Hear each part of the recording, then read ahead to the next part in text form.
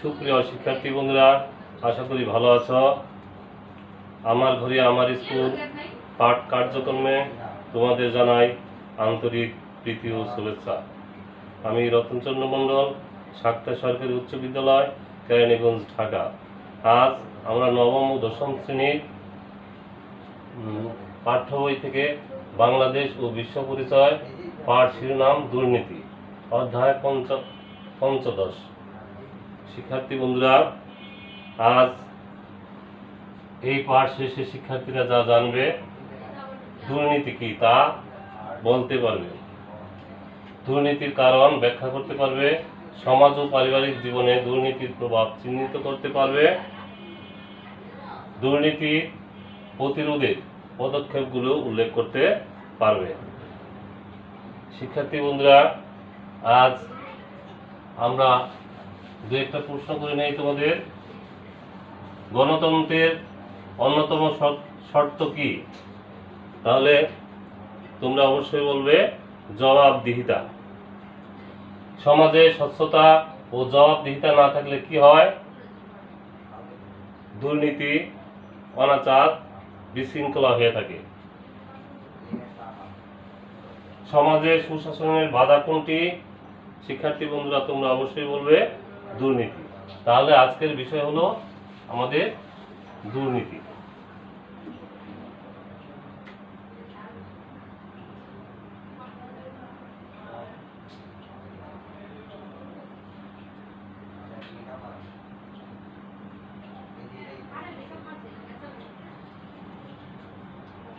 তাহলে আমরা জেনে নেই দুর্নীতি কি। দুর্নীতি হলো ব্যক্তি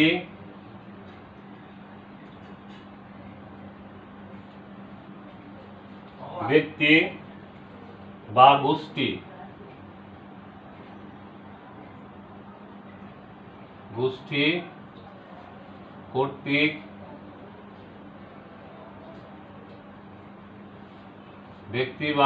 কর্তৃক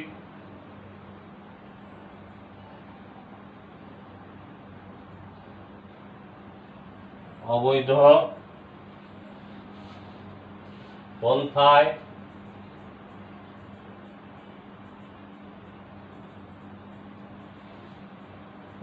নীতি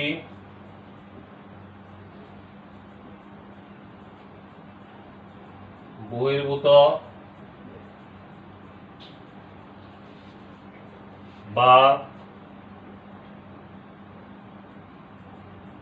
জনস্বার্থ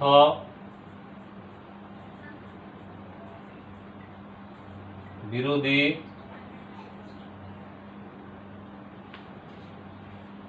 যে কাজই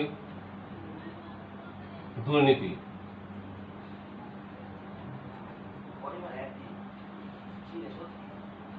শিক্ষার্থী বন্ধুরা, দুর্নীতি কি? তাহলে আমরা বলবো ব্যক্তি বা গোষ্ঠী কর্তৃক অবৈধ পন্থায় নীতি বহির্ভূত বা জনস্বার্থ বিরোধী কাজই দুর্নীতি। আবার একটু বলে নেই, ব্যক্তি বা গোষ্ঠী কর্তৃক অবৈধ পন্থায় নীতি বহির্ভূত বা জনস্বার্থ বিরোধী কাজই হলো দুর্নীতি। তাহলে দুর্নীতি কি কি কারণে হয়ে থাকে, এই কারণগুলো আমরা আজ দেখব। তোমরা একটু ভালো করে দেখে নাও, মনোযোগ সহকারে একটু শোনাও। দুর্নীতির কারণসমূহ: ক, অতিরিক্ত আয়ের চেষ্টা, খ, বিলাসী জীবন, গ, অল্প সময়ে অধিক সম্পদ, ঘ, পারিবারিক অধিক চাহিদা, ম, কর্মসংস্থানের অপ্রতুলতা,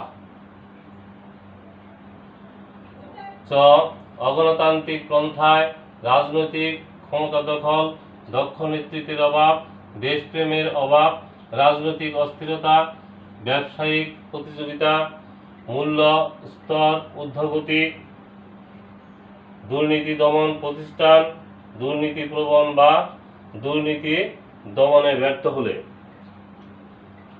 নৈতিক ও ধর্মীয় মূল্যবোধের অবক্ষয়। তাহলে প্রথমত যেটা আছে অতিরিক্ত আয়ের চেষ্টা,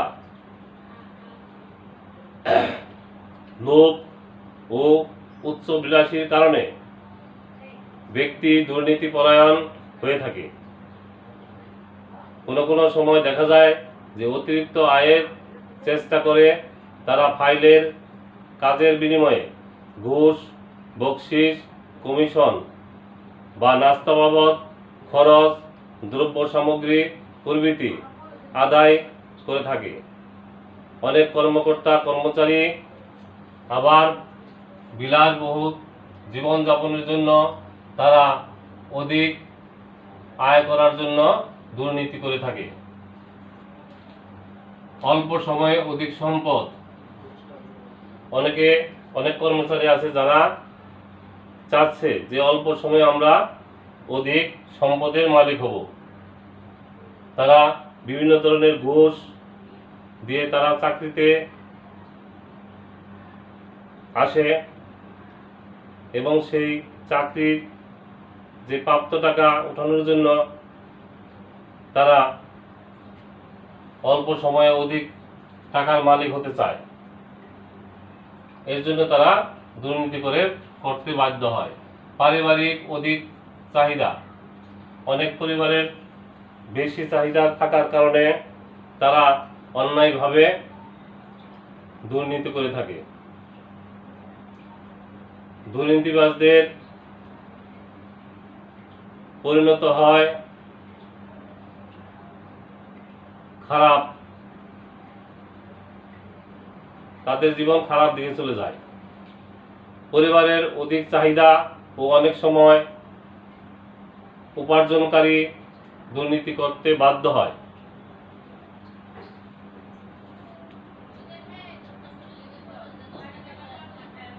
দক্ষ অগণতান্ত্রিক পন্থায় রাজনৈতিক ক্ষমতা দখল, অগণতান্ত্রিকভাবে রাজনৈতিক ক্ষমতা দখল করার কারণে তারা দুর্নীতি পরায়ণ হয়ে থাকে।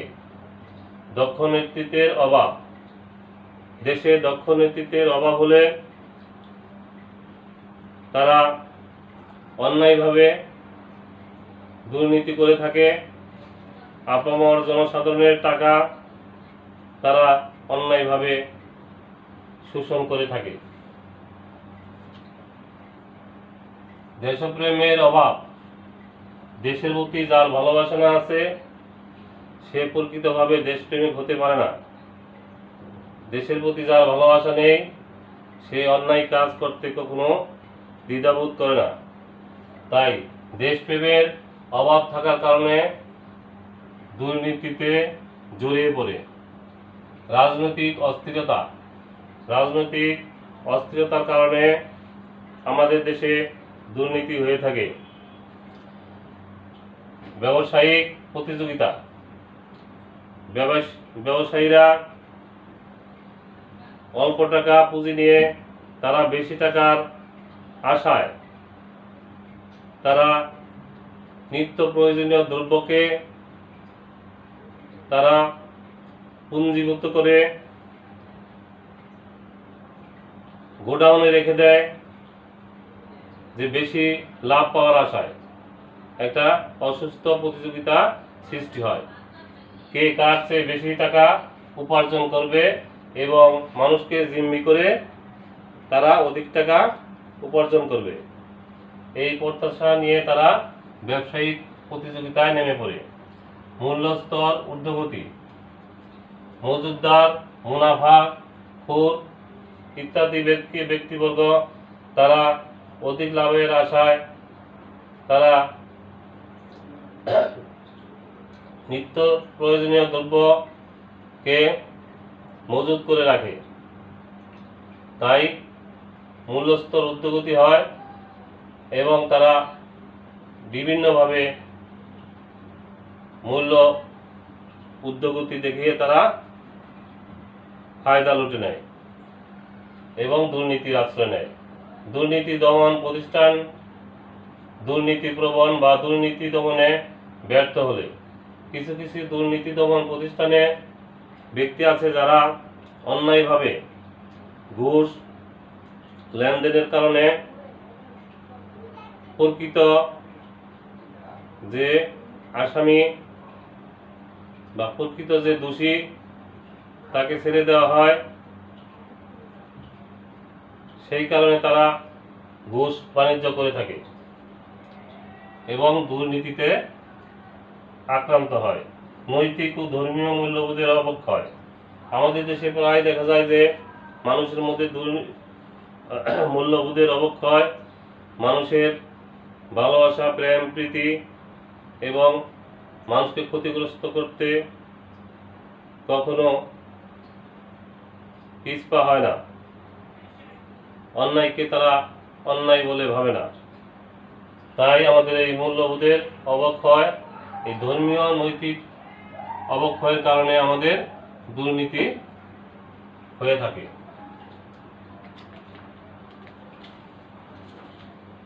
শিক্ষার্থী বন্ধুরা, সমাজে দুর্নীতির প্রভাব, সমাজ জীবনে দুর্নীতির প্রভাব কি কি কারণে সমাজে দুর্নীতির প্রভাব পড়ে থাকে। প্রথমত, সমাজে একে অন্যের দ্বারা প্রতারিত হয়। একজন লোক আরেকজনের মাধ্যমে প্রতারিত হয়। যোগ্যরা অধিকার থেকে বঞ্চিত হয়। যারা যোগ্য ব্যক্তি, যার যে পদে থাকার কথা সে পদে তাকে বহাল না করে অন্যায়ভাবে ঘুষের মাধ্যমে, দুর্নীতির মাধ্যমে অযোগ্য ব্যক্তিকে যোগ্য স্থানে বসানো হয়। ন্যায় বিচার বাধাগ্রস্ত হয়। প্রকৃত বিচার ব্যক্তিরা পায় না। অন্যায়কে ন্যায়, ন্যায়কে অন্যায়ভাবে প্রতিফলিত হয়। নিয়মকানুনের প্রতি শ্রদ্ধা হারিয়ে ফেলে। কর্তব্যে অনীহা দেখা যায়। সততা আদর্শ লোপ পায়। উন্নয়ন বাধাগ্রস্ত হয়। দুর্নীতি প্রতিরোধের পদক্ষেপ কি কি কারণে, কি কি করলে আমরা দুর্নীতি প্রতিরোধ করতে পারি। গণ সচেতনতা, জনগণকে সচেতন হতে হবে, জনগণকে এগিয়ে আসতে হবে যাতে দুর্নীতি করতে না পারে।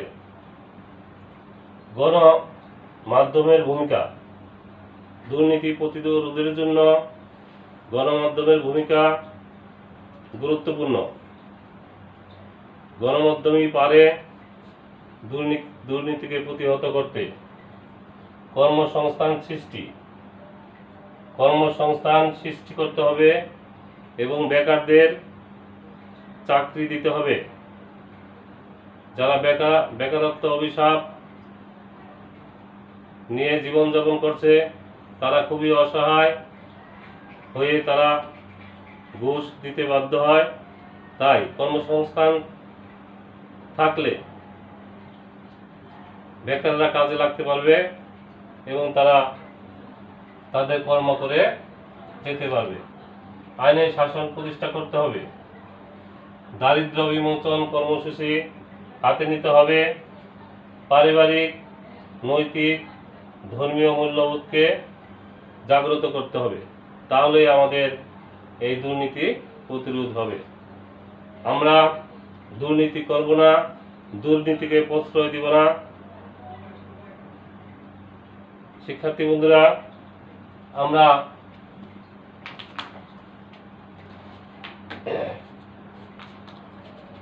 এখন জেনে নেই দুর্নীতি কি। আমরা আগেই পড়েছি যে দুর্নীতি হলো ব্যক্তি বা গোষ্ঠী কর্তৃক অবৈধ পন্থায় নীতি বিরোধী কোনো কাজ করাকে বোঝায়। শিক্ষার্থী বন্ধুরা, দুর্নীতির 4টি কারণ: অতিরিক্ত আয়ের চেষ্টা, বিলাসী জীবন, অল্প সময় অধিক সম্পদ, পারিবারিক অধিক চাহিদা থাকার কারণে দুর্নীতি হয়ে থাকে। শিক্ষার্থী বন্ধুরা, তোমরা বাড়ির কাজ লিখে নাও।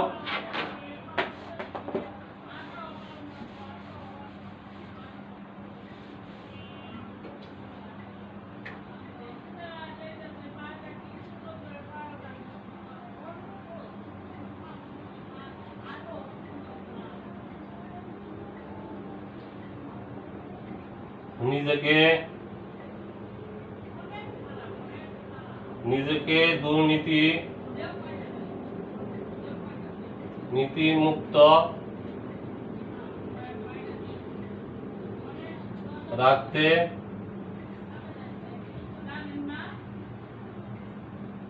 এখন থেকে তুমি কি কি পদক্ষেপ গ্রহণ করবে? বাড়ির কাজ লিখে নাও। নিজেকে দুর্নীতি মুক্ত রাখতে এখন থেকে তুমি কি কি পদক্ষেপ গ্রহণ করবে? শিক্ষার্থী বন্ধুরা, ভালো থাকো, সুস্থ থাকো, এই আশাবাদ ব্যক্ত করে আজকের পাঠ শেষ করছি। সবাইকে আমার আন্তরিক শুভেচ্ছা জানিয়ে এবং ধন্যবাদ জানিয়ে শেষ করছি।